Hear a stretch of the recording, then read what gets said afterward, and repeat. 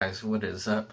It's the Monster back with another draft profile video, and I'm trying to do this stuff, and my parents keep on calling me. They don't know I have this YouTube channel because I feel like they wouldn't support it. So let's do this. Today, as you can tell by the title, I'm talking about my boy Mitch Trubisky, who is a much better dual threat quarterback than I thought. I didn't know he was as good running the ball as he was. When I first looked at him, I imagined pocket passer, but then watching his games, I realized he was a much better runner than I thought, which I believe in the NFL, it's turning a lot more to wanting guys that are dual threat, able to challenge the defense with both their legs and their arm. So, with getting into this, I was surprised. I was wondering, like, why had I not heard about this guy? Why is he just now coming into the spotlight? But he had to kind of bide his time because he was playing behind other quarterbacks in University of North Carolina. So that's why we haven't heard of him. Now, as a reserve role, in his reserve role, he was 82 of 125 for 1,000 yards, 11 touchdowns, 5 interceptions, and that was the 2014 to 2015 season. Now, of course, we saw this breakout season this past season that just ended was his breakout year, and he was third team All ACC. Now that's okay, but it becomes much better considering the guys that were on first team and second team. First team was Lamar Jackson, second team was Clemson's Deshaun Watson. So, really not a bad thing to be behind those two guys. Now, his completion percentage was fifth in the country at 68%. Now, that's great. It fits right into the 60 or greater percentage that I have if you want to be given a successful chance as a quarterback. Now, he threw 30 touchdowns to just 2 picks, and he averaged 288 passing yards per game, which is really fantastic. Also ran for 308 yards. That's a net loss of sack yardage also accounted for, and 5 scores on the ground.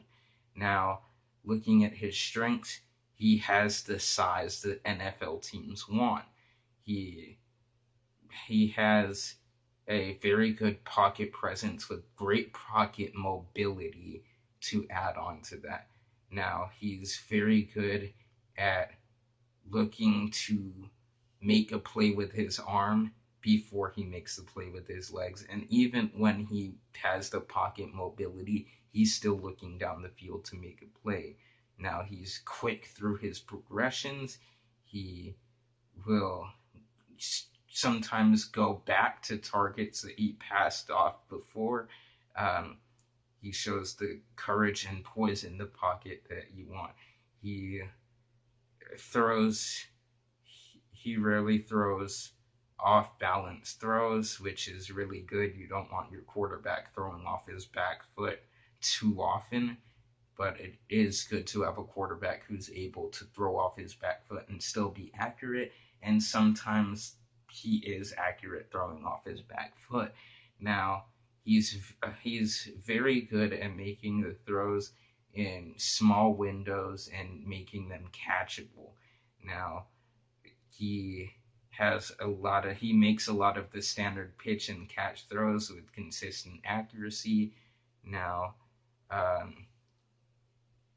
he is really good at having getaway quickness to avoid sudden pressure from A gap blitzers.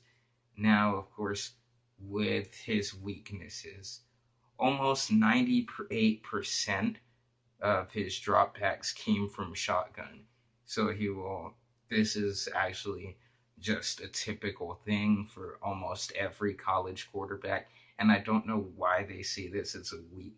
I don't know why NFL scouts always list this as a weakness, because almost every college kid comes out of the shotgun system. And I really have not seen a lot of quarterbacks who have shown that the the right under center system actually does benefit you as a college player. Because every time I've seen the pro style system, it's always been guys we've been looking at that are like late round steals, perhaps. Maybe the guy's a first rounder, but he doesn't end up being the best out that draft class.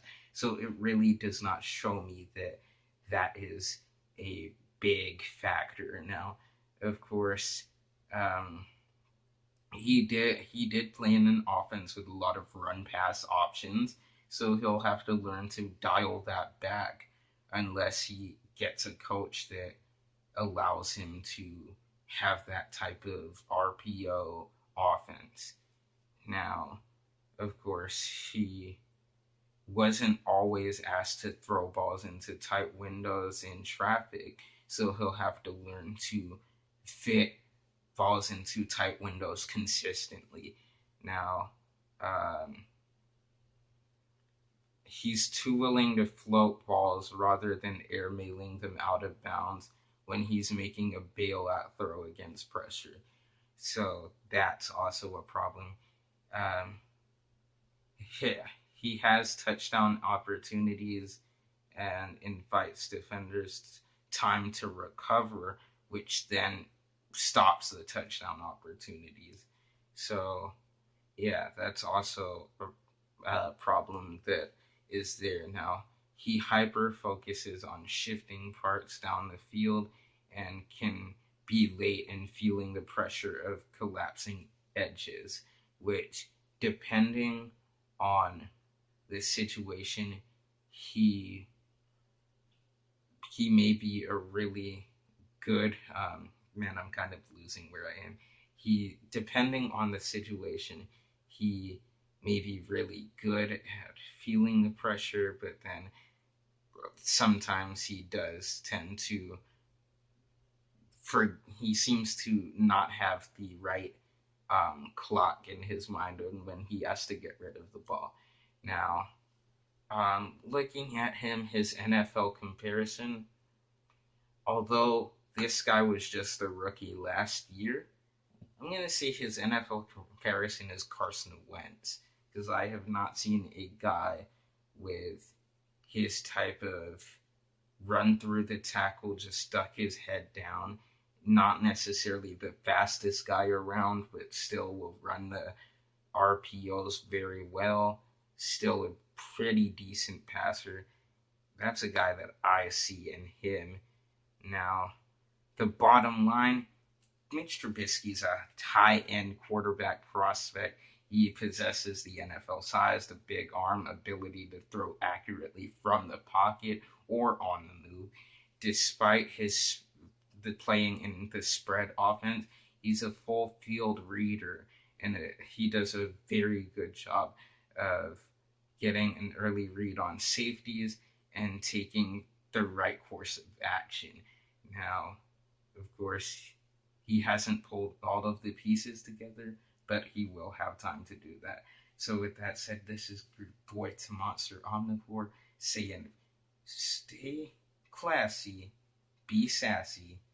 With that said, peace out, guys, and I love y'all. Peace.